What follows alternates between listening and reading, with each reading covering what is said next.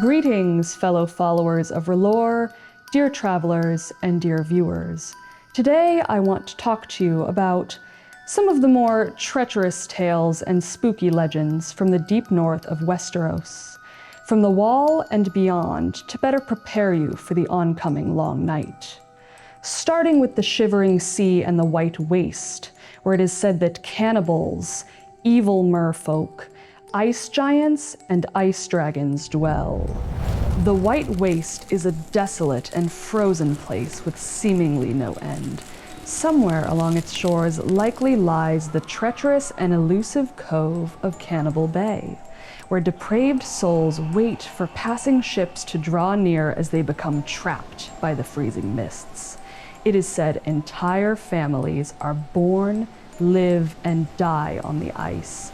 Some legends say tens of thousands of ships lie trapped in this bay, where descendants of the original sailors survive solely by feasting off the flesh of others. And if that is not enough to fill you with the fear and dread of our great enemy, legends say that the Shivering Sea is also home to evil and maligned merfolk, drowned spirits, and ice dragons.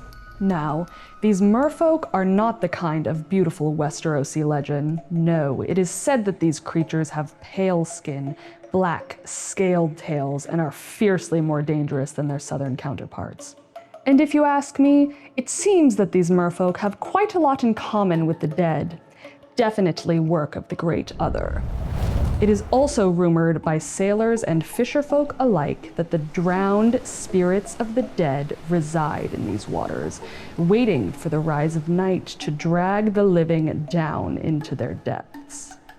Now, even if you manage to avoid this treacherous bay and do your best not to swim in the dangerous and frigid cold sea, you will still need to watch the sky for potential threats. If you continue your journey through the deep north, perhaps hoping in some foolish quest to find the fabled passage through the north, you may encounter a curtain of queer and beautiful dancing lights. But do not be fooled, dear traveler, for this is another work of the Great Other. Tales say that these false flames are mere tricks made by the demon mother of ice giants. It is said she dances eternally throughout the night and seeks to lure men further north and further to their peril. Even still, this is not the only threat from the sky you should fear, nor is it even the most dangerous. As I mentioned earlier, legends from these regions speak of ice dragons. Much more elusive and possibly more dangerous than their well-known counterpart, ice dragons are living, breathing ice with eyes of pale blue crystal and wings so translucent you can see the moon and the stars reflected through them. And of course, they breathe flames of cold ice. Much larger than the Valyrian variety, these creatures should be avoided at all costs. Some maesters believe all these tales of cannibals and merfolk are simply distorted reports of ice dragon activity, whilst other maesters question the creature's existence at all. You see, according to the legends, when slain, an ice dragon melts, and therefore we have no evidence of their existence. Even still, there are many things in this world that are yet unexplained and undiscovered, so it is of my opinion that we should not discredit or discount the possible threats to the work of R'hllor and the Lord's Chosen when preparing for the long night and the great battle in the snow that is to come. Moving inland, say you have escaped the demon mother of ice giants and eluded the cannibals of Cannibal Bay, fighting off ice dragons and merlings as you've sailed, you will likely find yourself in the deep north of Westeros. The land of always winter, a cold and unforgiving wasteland ruled by the others who ride on the backs of dead horses and monstrously giant ice spiders. If you come across this foe, there is little and less you can do. Only the Lord's Chosen, Azor Ahai Reborn, shall vanquish the great enemy during the long night. In layman terms, if you see these creatures, run. Or hide, or don't. It probably won't matter because they are likely faster than you and will rip your flesh from your very bones. And you will find yourself a dreg slave in the army of the dead. But hey, at least you won't have to go to work on Mondays. Anyone? No? It's more of a red priest joke. I don't know why I thought you would understand. Anyways, back in the candle.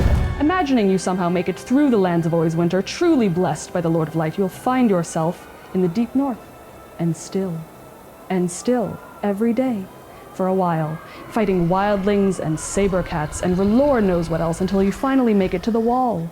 But dear viewer, do not make the mistake of thinking you are safe, because your salvation now all depends upon which castle keep you have found yourself at.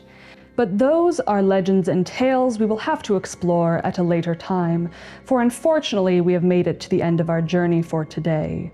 In review, remember, avoid the shivering sea and the white waste at all costs, for they are filled with nothing but cannibals, evil merfolk, ice giants, ice dragons, and all manner of creature that can only be explained as the work of the Great Other.